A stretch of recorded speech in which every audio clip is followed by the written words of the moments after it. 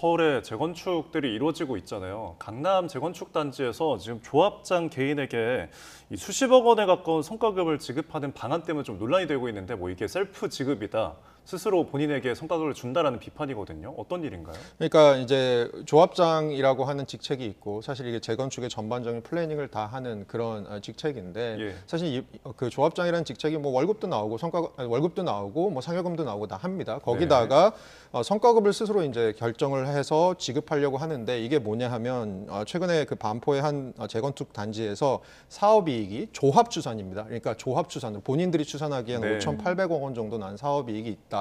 여기에 대해서 1% 정도의 성과급을 가져가겠다라고 해서 한 58억 원 정도 성과급을 책정한 것이 최근 들어서 문제가 되고 있고요. 예. 사실 이건 이제 반대하는 측 입장에서는 5,800억 원이라는 게 사실 확정된 이 사업이익도 아닌데 여기에 대해서 지금 이렇게 셀프로 부과하는 것이 이렇게 과연 바람직한 것이냐라는 이슈들이 좀 있습니다. 그런데 이 사업장만 그런 게 아니고요. 최근 들어서 강남의 다른 사업장에서도 조합장의 성과금 뭐 10억 원 지급 안건을 총회 승인한 경우도 있고 뭐 다른 그 동대문구 같은 데서도 뭐 6억 원, 뭐 10억 원 이런 그래서 조합장들에게 계속해서 스스로가 이제 성과급을 지급하는 이런 관행들이 조금씩 생기고 있는데 이런 부분들에 대해서 조금 비판적인 부분이 있는 것 같아요. 또 하나는 보면 최근 들어서 건축비 많이 오르고 여러 가지로 오르고 해서 이런 것들이 사실 사업 수익이 그 정도 안 날 가능성이 좀 있는 부분도 네. 있거든요. 그런 데에 대해서는 너무 조합장들의 입속을 차리는 것이 아니냐라는 비판이 조금 있는 것이 사실입니다. 네.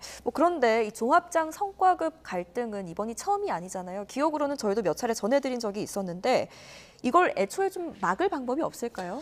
이게 그 지자체별로 막을 수 있는 방법이라고 하는 건 결국 이제 권고 사항을 만듭니다. 그래서 권고 사항을 만들어서 서울시 같은 경우도 예를 들어서 조합장들은 성과급을 스스로에게 지급하지 못하고 그냥 본봉이랑 상여금만 받아가도록 조례안을 만들기도 했는데요. 이게 문제는 아까 말씀드린 대로 권고 사항입니다. 꼭 이걸 따를 이유가 없기 때문이고요. 그래서 사실 조합장의 성과급 사례, 지급 사례 같은 이슈들은 최근 들어서도 계속 나오고 있는 그런 상황입니다. 네.